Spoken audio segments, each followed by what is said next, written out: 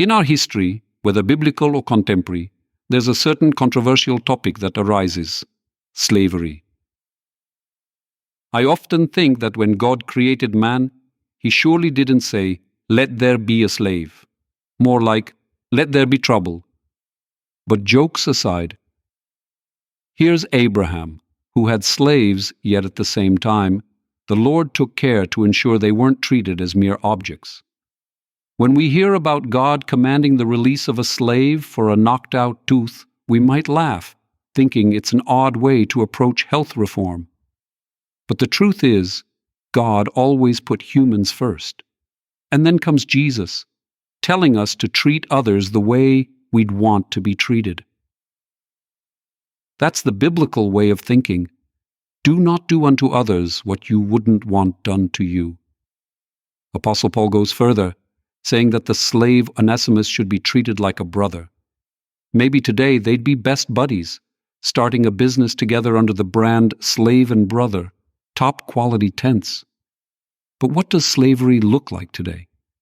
Have you ever wondered why, when you buy an electronic gadget, it's so cheap? Or why sports shoes are so expensive, yet so cheap to produce? Behind that affordable price often hides a story of human suffering.